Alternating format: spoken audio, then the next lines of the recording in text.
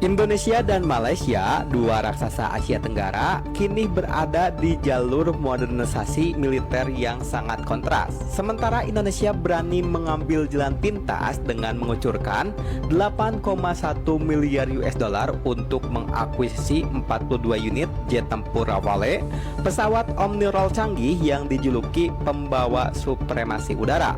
Jet tua, biaya membengkak, dan akhirnya dibatalkan. Keputusan Malaysia menghentikan pembelian FA-18 bekas justru membuka lubang besar di pertahanan udaranya sendiri. Di saat negara lain tancap gas modernisasi, Indonesia melesat dengan armada generasi baru dan lompatan teknologi tempur.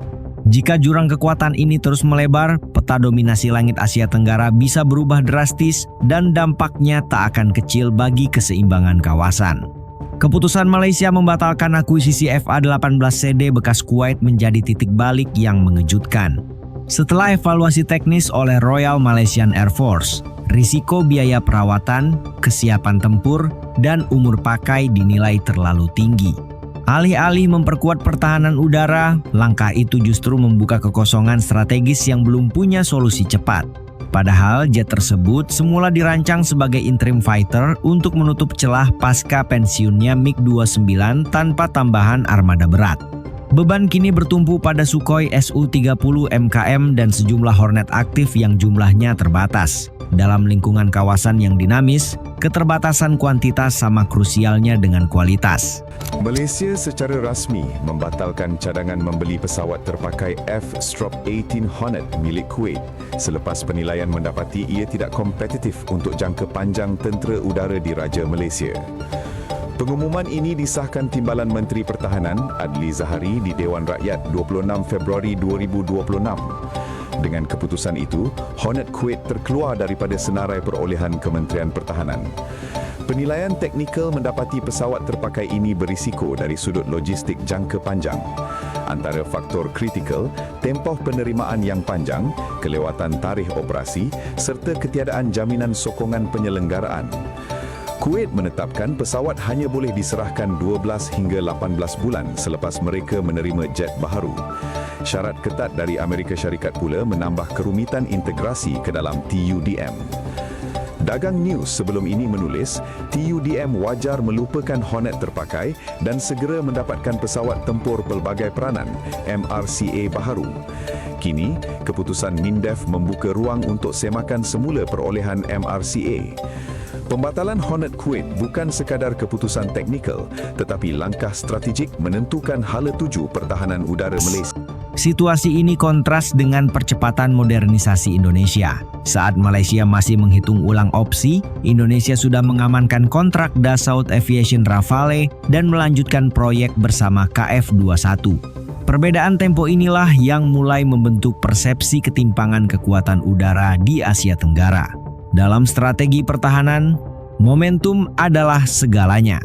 Ketika satu negara tertahan pada evaluasi dan pembatalan, negara lain melaju dengan roadmap jelas dan dukungan anggaran terukur. Indonesia terlihat bergerak sistematis sementara Malaysia dipaksa kembali ke meja perencanaan. Lalu seberapa besar dampak pembatalan ini terhadap keseimbangan udara regional dan apakah jurang kapabilitas dengan Indonesia benar-benar melebar? Pembatalan FA-18 bekas bukan sekadar mundurnya satu kontrak, tapi memicu efek domino pada postur tempur Malaysia. Tanpa interim fighter, tekanan pada armada Su-30 MKM meningkat. Sementara kesiapan operasional harus dibagi untuk patroli, latihan, dan deteren udara, kekosongan waktu beberapa tahun saja bisa menggeser keseimbangan kawasan. Di saat Malaysia menata ulang rencana MRCA, Indonesia justru melangkah konsisten dengan penguatan TNI Angkatan Udara melalui Rafale dan program KF-21. Fakta ini mulai membentuk narasi berlawanan. Satu pihak masih berkutat pada evaluasi biaya, pihak lain sudah mengamankan transfer teknologi dan roadmap jangka panjang. Eskalasi terlihat pada dimensi persepsi. Dalam keamanan regional, persepsi kekuatan sama pentingnya dengan jumlah pesawat. Ketika publik dan analis membandingkan progres modernisasi, Indonesia dipandang progresif dan terencana, sementara Malaysia terlihat reaktif. Perbandingan ini perlahan mempengaruhi kalkulasi deterrence di Asia Tenggara.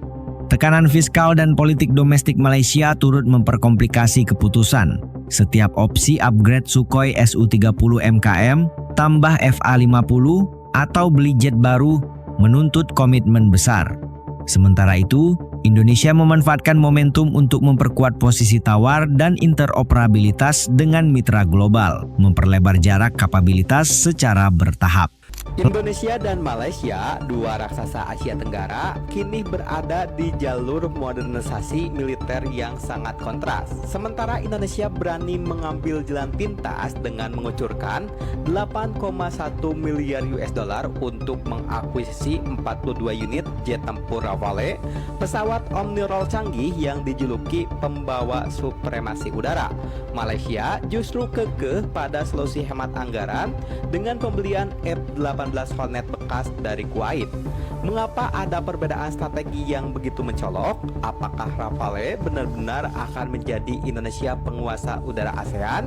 Ataukah langkah Malaysia yang memilih F-18 bekas adalah strategi cerdas di tengah keterbatasan finansial? Indonesia memutuskan untuk mengakuisisi jet tempur multiperan canggih Dassault Rafale dari Prancis sebagai bagian dari modernisasi alutsista TNI AU yang mendesak. Pembelian ini bertujuan menggantikan armada pesawat tempur yang sudah usang seperti F-5 Tiger dan meningkatkan kemampuan pertahanan udara secara signifikan agar setara dengan standar global. Strategi Indonesia berfokus pada perolehan teknologi terbaru dan diversifikasi sumber pengadaan untuk menghindari potensi embargo dari suatu negara.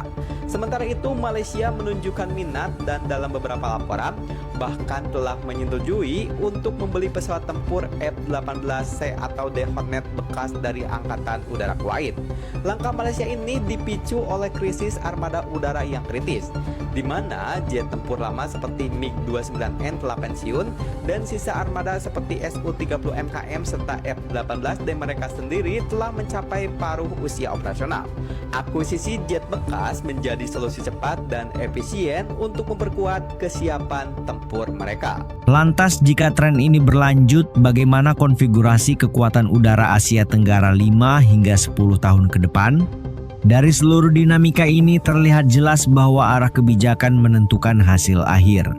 Ketika Malaysia tersendat oleh evaluasi jet tua dan beban biaya, Indonesia justru melaju dengan perencanaan matang dan visi jangka panjang. Di bawah penguatan TNI Angkatan Udara, modernisasi bukan sekadar wacana, tetapi proses nyata yang sedang membentuk masa depan kekuatan udara nasional dan memperkuat posisi Indonesia di Asia Tenggara. Momentum ini menjadi kunci.